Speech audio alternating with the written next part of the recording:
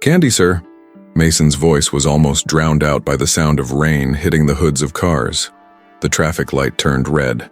Mason ran between the cars, nearly slipping on the painted lines. His stomach growled loudly, but he was used to the sound. He couldn't remember his last decent meal. His steps led him to the window of a black SUV. Before he could say anything, the window rolled down slowly. A man in a dark suit, clean-shaven, with light, steady eyes, stared at him seriously. Mason's breath caught for a second. "How many packs?" the man asked. "5. How much for all of them?" $2 each. The man extended a $100 bill. "Keep the change," Mason stammered. "Really?" "Yes, but on one condition. But before I tell you this story, make sure you're subscribed to the channel so you don't miss any of our emotional stories." The boy took a half step back. "You come with me to that coffee shop. You're soaked." Mason hesitated. "Street rule, never go with strangers." But the man didn't seem in a rush. No rush, no malice. It was the way he spoke, as if he had forgotten his own life for a moment. "Okay," Mason said, barely audible. They entered the corner coffee shop. Fogged windows, smell of burnt coffee and grease. Mason sat with his back pressed to the chair, like he was trying to take up as little space as possible. "Want something to eat?" the man asked. Mason shrugged. The man called the waitress and ordered 2 sandwiches and hot chocolate. "My name is Harlan Brooks." "Mason, you live nearby?" "Back there." He pointed to the back of the 24-hour laundromat, not lifting his eyes. "Anyone take care of you?" "No." "Since when?" "Since I was 9. Silence. Harlan watched. Mason didn't know what to think. He just knew it was warm, food was coming, and that was already the best moment of the month. The sandwich arrived, and he devoured it in 3 bites. The chocolate burned his tongue, but he didn't complain. "Do you go to school?" "I used to. Not anymore. I don't even have documents." "Do you like to read?" "I do. When I find a clean book in the trash." Harlan nodded. He didn't ask out of pity. He asked like someone who wanted to understand. There was no judgment, just presence. "Do you have a safe place to sleep?" "Safe? No." He laughed, but without humor. "I sleep under the laundromat stairs, when it's not taken." "Are you sick?" "Just hungry." Harlan looked out the window. The rain grew heavier. He picked up his phone but didn't type anything. He just looked at the boy, like he was trying to piece together a puzzle with missing pieces. "Why do you still sell candy? Why not do something else?" "Because it's what I can do without getting robbed." The answer hurt them both. As they left the cafe, Mason pointed the way back. 3 blocks in silence. They reached the iron staircase leaning against a graffiti-covered wall. A piece of foam served as a mattress. Next to it, a torn backpack with an old jacket inside. "This is it." Harlan stood still, said nothing. "You can go," Mason said. "I'm used to it. I'll be back tomorrow." Mason looked at him with suspicion, then lowered his eyes and shrugged. Harlan left the jacket on the foam before leaving. When he got in the car, he looked one last time in the rearview mirror. Mason didn't move. Still there, motionless in the dark. The rain fell like a curtain, and for the first time in a long time, Mason didn't feel invisible. Harlan came back. The next day, at the same time, Mason saw him approaching but didn't leave from under the stairs. The coat the man had left was still dry, folded on the stained foam. He wasn't sure why he hadn't sold it. He just knew it was the only clean thing he had. "Coffee again?" Harlan asked. Mason shrugged without answering, but he stood up. They walked together to the same coffee shop.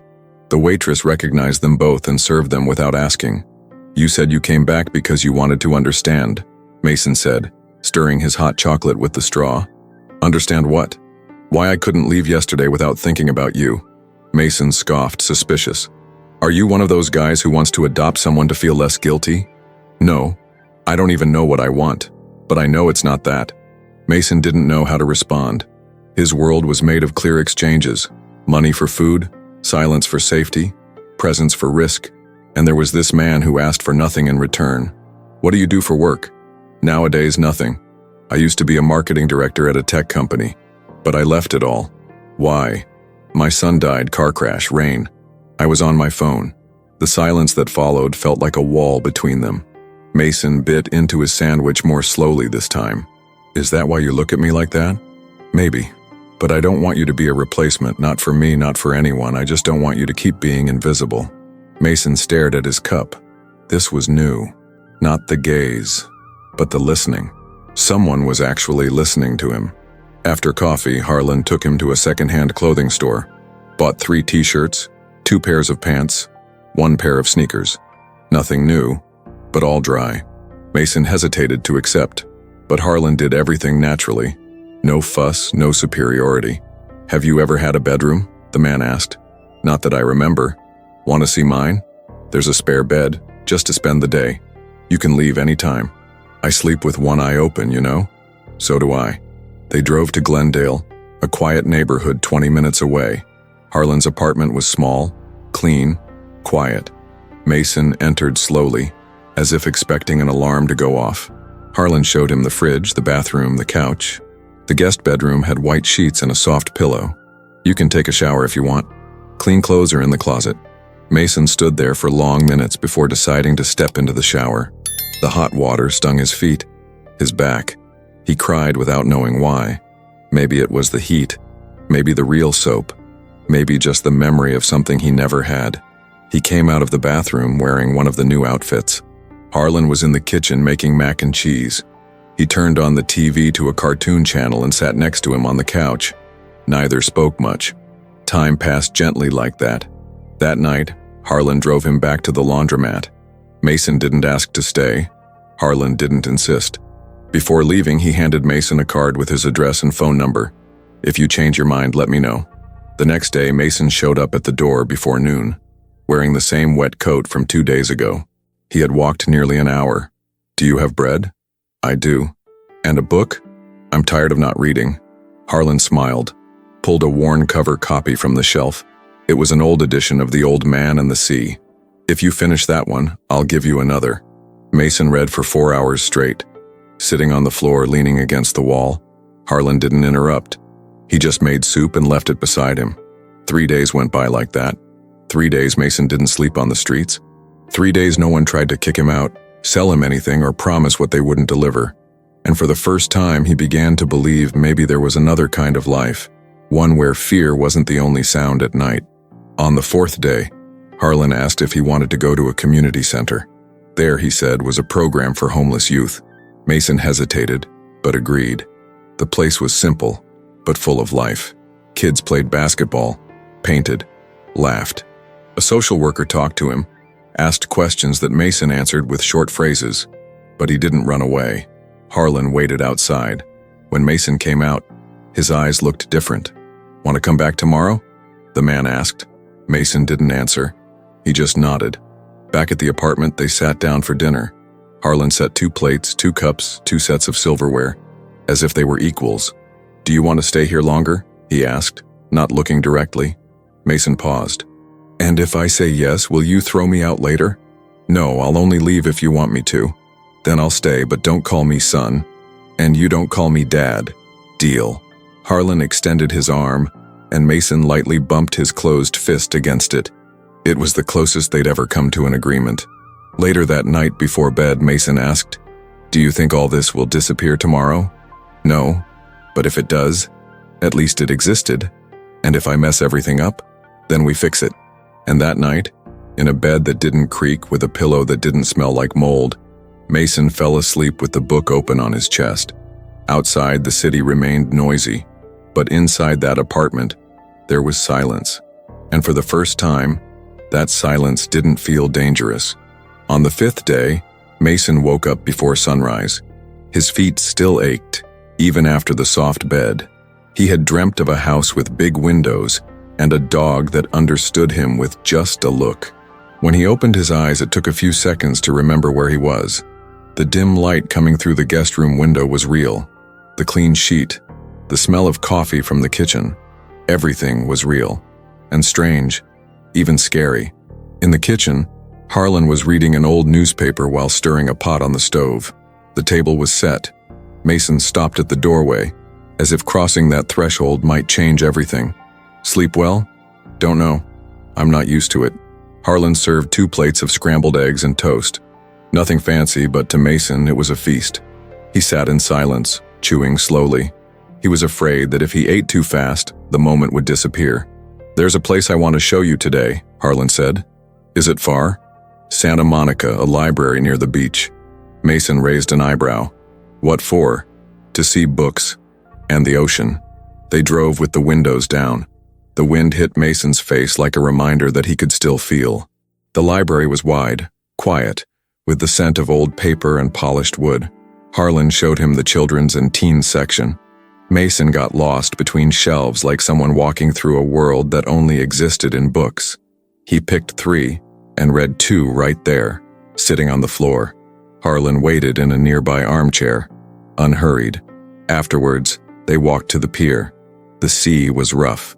Mason leaned on the railing, watching the waves crash fiercely. "Did you come here with your son?" "No. I never had the courage.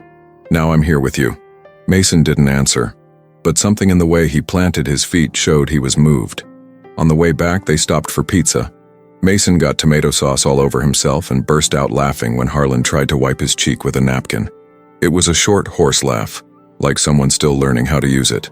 In the days that followed, the routine repeated with variations: library, park, old movies, quiet nights. Mason discovered he liked to write, even without knowing grammar rules. Harlan gave him a new notebook. He filled 5 pages the first night, but not everything was light. One morning, returning from the grocery store, they found the apartment door slightly open. Harlan pushed it carefully. Everything was in place, except for an envelope on the table. Inside was a notice from social services. Someone had reported an unaccompanied minor in the building. Mason froze. "They're going to take me." "No, they're not. You don't understand. They've tried before. They put us in a room with other kids. Lock it. Forget we exist." Harlan took a deep breath, called a lawyer, an old contact from his business days. He explained the situation honestly, scheduled a meeting for the next day. That night, Mason didn't want to eat. He curled up on the couch, hugging a pillow. "If you want to run, I get it," Harlan said. "I don't want to, but I don't know if I know how to stay. Staying is hard too, but you don't have to do it alone." The meeting with the lawyer was in a small downtown office. The man listened, took notes, asked for documents Mason didn't have, but he promised to try an emergency protective measure. "No guarantees, but we'll try to avoid the shelter." Afterwards, Harlan took Mason to a food truck for lunch. They ate in silence. That same afternoon, Mason disappeared. Harlan searched the neighborhood, called every place they knew, went back to the laundromat where they first met. Nothing. The mattress under the stairs was wet and empty. The backpack was gone. So was the coat. For 2 days, Harlan drove around the city. He went to street corners, talked to homeless kids, visited shelters. Mason's name wasn't in any registry. Every hour felt like a month. On the 3rd morning, a knock at the door. Harlan opened it, and there was Mason, dirty with deep circles under his eyes, holding the notebook Harlan had given him. "Sorry. Are you okay? I went to try and fix things myself. Went to the place my mom said my dad lived, but no one there knew me. I don't have anyone else. I just needed to be sure." Harlan pulled out a chair. Mason sat, still not looking at him. "You can make me mad. You can make me worried. But you can't leave me not knowing if you're alive. I never had anyone who wanted to know. Well, now you do." Mason opened the notebook, showed the last page, written in shaky letters. "I don't know what we are, but I know I'm staying." Harlan swallowed hard. "Want dinner?" "Only if it's mac and cheese." Harlan laughed. "That I always have." And that night, after the scare, the running, and the return, the two ate as if founding a home with knife and fork. It was fragile, uncertain, but it was something. Mason slept on the couch, the TV on at low volume. Before turning off the light, Harlan placed a blanket over him, squeezed the boy's shoulder firmly, and whispered, "I'm staying too." Spring arrived quietly, washing the streets of Los Angeles with golden light and warm wind. Mason already knew the way to the library on his own. He left after breakfast and returned before sunset. He didn't ask for permission, but he always let Harlan know. In his backpack, he carried the notebook, 2 books, and a water bottle. It wasn't much, but it was more than he'd ever had. Harlan didn't ask too many questions. He had learned not to press Mason's fragile corners. Instead, he offered consistency. On Saturdays, they cooked together. On Sundays, they wandered through street fairs. At home, each had their space, but more often than not, they shared the silence in the living room. Mason writing on the floor, Harlan reading on the sofa. One afternoon, Mason came home early. His face was pale, his eyes downcast. "Can I ask you something?" "Of course." "Do you still miss him?" Harlan didn't need to ask who him was. "Every day. But the pain has moved. Now it stays quiet." "What's that like?" "It used to feel like a blade. Now it's more like a scar. It doesn't bleed, but it never goes away either." Mason nodded. That made sense in a way he couldn't explain. "And me? What am I to you?" Harlan took a moment before answering. "You're someone I want to protect, even if sometimes you fight it." Mason took a deep breath. "The library director said there's a scholarship program. If I go back to school and get good grades, I can get in. Is that what you want?" "I want to try. I don't want to run anymore." "Then let's figure out how to make it happen." In the days that followed, Harlan helped him gather what he had: a torn birth certificate, an old vaccination card, a faded photo of his mother. They went to the documentation center, filled out forms, waited in long lines. Mason got irritated easily but didn't run. One afternoon, coming back from the notary's office, they saw a boy sleeping on the sidewalk in front of a pharmacy. Mason stopped, just stood there, staring. "That used to be me." Harlan placed a hand on his shoulder, said nothing. At home, Mason wrote for hours. The next morning, he handed the text to Harlan. "Can you read it?" "Of course." It was a letter, but not to anyone specific. It was about cold, hunger, being forgotten, about how the world could trample without noticing, and about a day when someone looked and saw. Harlan couldn't hold back the tears. "Can I show this to someone?" he asked. "Not if you say I wrote it." "Why not?" "Because I'm still not sure I'm that person." Harlan respected that, but he knew that text was the beginning of something. A few weeks later, Mason received a response from the community school. He had been accepted. The letter came with a brown envelope and a temporary badge with a photo. When he saw his own face on it, Mason chuckled. "I look like someone who has somewhere to be. As far as I'm concerned, you do." The routine changed. Mason began waking up early, putting on a uniform, packing his bag. He came back tired, but talked more. He told stories about classmates, teachers, even tests. Slowly, the apartment filled with new sounds. Laughter, soft music, pages turning. One day, Mason brought home a friend from school. Her name was Zoe, short hair, quick energy. "This is Harlan," Mason said, as if introducing someone responsible for something important. Zoe stayed for dinner and came back other times. Mason was beginning to let himself be seen. But fear hadn't disappeared.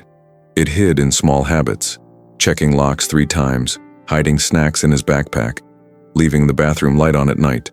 Harlan noticed, but didn't confront it. Instead, he reinforced, "You're safe here. That doesn't change." One night, Mason woke up screaming. He had dreamed of his mother, not as she was, but how he remembered her.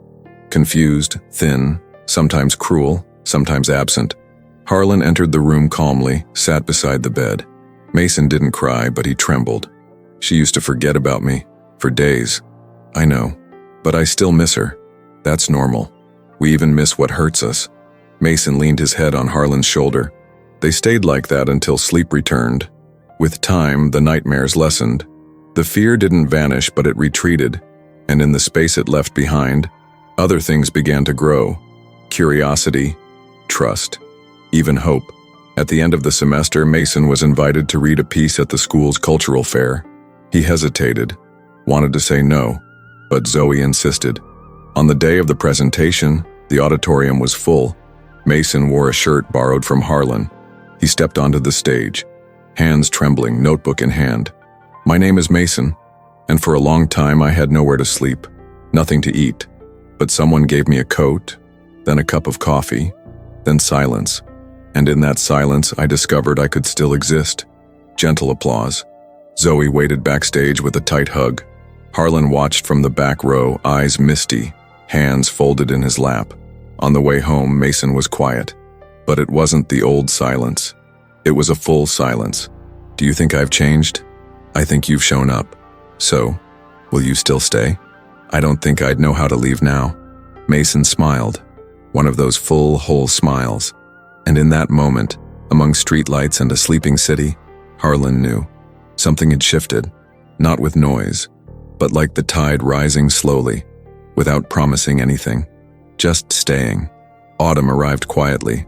The trees in Griffith Park began to shed dry leaves that danced across the asphalt. Mason walked differently now, shoulders upright, gaze steady. The boy who once sold candy in the rain still lived in his memory, but felt farther away each day. The school sent a letter. Mason had been nominated to participate in a state writing program, a contest that would award young writers with a full scholarship. Harlan read it silently, then looked over at Mason, who was trying to hide his smile. "You want to give it a shot?" "I want to win." In the days that followed, Mason locked himself in his room, writing non-stop. Harlan respected his space but left food trays at the door. Zoe helped revise the drafts.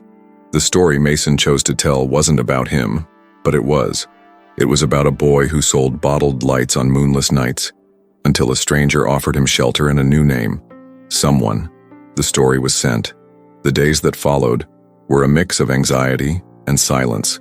Harlan continued working part-time on a social project. Mason spent Friday afternoons reading to younger kids at the library. Then the letter arrived. "Dear Mason L. Carter, we are pleased to inform you that you have been selected." He read the sentence 3 times. Harlan sat on the other side of the room pretending to read the newspaper. "I got it." Harlan looked up slowly. "You got it." The hug was brief, but whole. Zoe showed up minutes later with a hastily bought cake and a cap that read, "Future Author," embroidered in blue. In the following days, Mason carefully organized his papers. He would have to move to campus in San Francisco the next semester. Harlan helped with the forms, guarantees, transportation. But something was shifting in the air, the anticipation of goodbye. One afternoon, while folding clothes, Mason said, "I'm happy, but I'm afraid to leave. Being afraid is also a way of knowing something matters.